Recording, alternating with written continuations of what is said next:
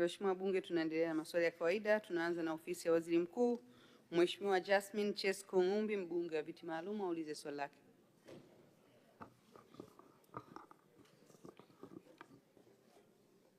Asante sana Mheshimiwa Mwenyekiti. Nashukuru kwa kupewa nafasi. Sasa nilikuwa ninaomba swali langu namba 36 lipate majibu ya serikali. Majibu ya swali hilo, Mheshimiwa Waziri.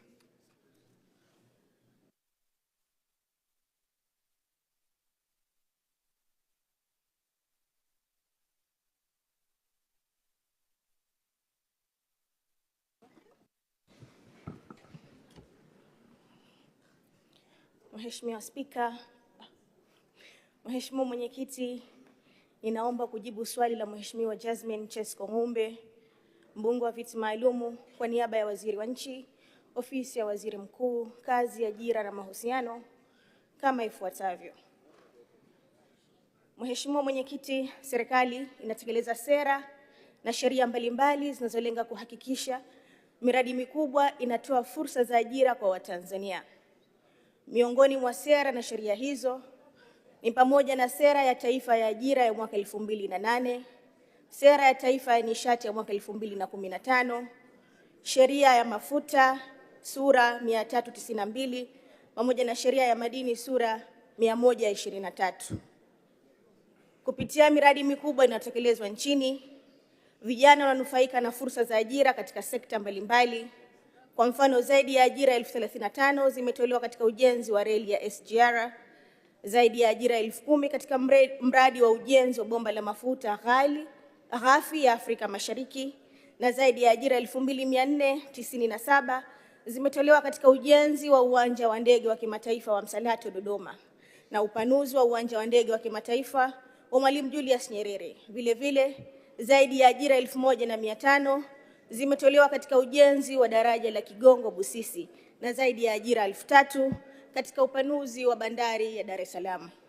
Mheshimiwa Mwenyekiti, vile vile serikali inahakikisha vijana wanapata ujuzi unaohitajika katika miradi kupitia programu ya taifa ya kukuza ujuzi inayowawezesha vijana kupata ajira na kushiriki katika ufanisi katika kazi za viwandani na miradi mikubwa ya kimkakati. Mheshimiwa Mwenyekiti, ninaomba kuwasilisha. Mheshimiwa Jasmine Chesko Ngumbi. Asante sana Mheshimiwa Mwenyekiti. Kwanza nishukuru kwa majibu mazuri ya serikali, lakini niendelee kuipongeza serikali yetu kwa uwekezaji mkubwa unaofanyika katika miradi mikubwa ya kimkakati. Lakini nilikuwa nina maswali mawili ya nyongeza. Swali langu la kwanza,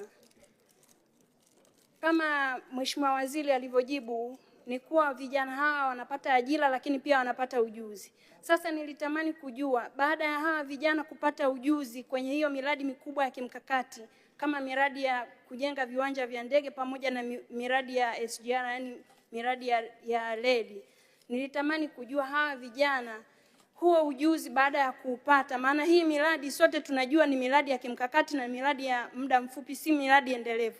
Hawa vijana huo ujuzi baada ya hapo, serikali na mpango gani wa kuendelea kuhakikisha hao vijana wanaendelea kubaki na ujuzi na wanaendelea kuutumia huo ujuzi wao walioupata katika hiyo miradi mikubwa ya kimkakati? Lakini swali langu la pili, Mheshimiwa Mwenyekiti, ninatambua kuwa sisi vijana tunasaidiwa sana katika swala zima la ajira, lakini tunaangaliwa sana katika swala la ajira. Sasa je, kwa namna gani serikali yetu imejipanga kuwasaidia vijana hawa wapate ajira kwa kuangalia swala zima la jinsia?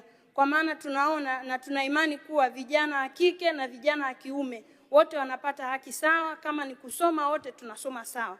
Lakini linapofika swala la ajira, unaweza ukaona vijana wa kiume ndio wanapata ajira zaidi. Serikali ina mpango gani wa kuhakikisha na jinsia ke vijana wa kike kama mimi niliyesimama hapa nao wanapata ajira?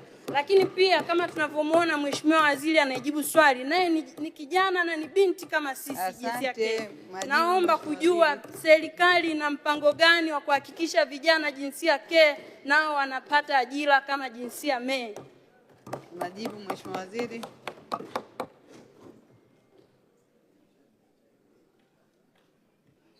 Mheshimiwa Mwenyekiti, ningependa kujibu maswali mazuri ya nyongeza ya Mheshimiwa mbunge Jessica kama ifuatavyo. Katika miradi mikubwa ya kimkakati, serikali imeweka sharti ya local content, kwa maana ya kwamba ili kuhakikisha vijana wa Kitanzania wanapewa nafasi ya kujifunza na kuendeleza ujuzi, hususan urithishaji wa ujuzi na teknolojia kutoka kwa wataalamu wa kigeni wanaofanya kazi adimu. Lakini vile vile tukitekeleza miradi mbalimbali ya kimkakati, panakuwepo na ubia kati ya wawekezaji wa makampuni ya Kitanzania ili Watanzania waweze kuajiriwa katika miradi mipya na kutumia ujuzi tulioupata kwenye miradi mingine na kuboresha huduma zinazotolewa kwa vijana ambao wananufaika na fursa hizo za ajira na kuendelea kuboresha ujuzi waliokuwa nao. Lakini swali la pili, ni mtoe wasiwasi Mheshimiwa mbunge, wanaume wavulana hawapewi nafasi zaidi kushinda wanawake. Hakuna kitu kama hicho Mheshimiwa mbunge. Fursa za ajira hutolewa nchini bila ubaguzi wa kijinsia. Sheria ya ajira na mahusiano kazini namba 6 ya mwaka 2004 inakataza ubaguzi wa kijinsia na inataka waajiri kutoa fursa sawa kwa wote bila kujali jinsia. Sheria inasisitiza kuwa wafanyakazi wa jinsia tofauti wanaofanya kazi zinazofanana na zinazoshahabiana kama upandaji wa vyeo na vipaumbele vyote viende sawa kwa wote kupewa fursa sawa. Hivyo serikali kupitia maafisa kazi, mafawidhi wa mikoa hufanya ukaguzi katika maeneo ya kazi ili kuhakikisha waajiri wanatekeleza sheria ya masuala ya kazi ikiwemo swala la ubaguzi wa kijinsia. Mheshimiwa Mwenyekiti, naomba kuwasilisha.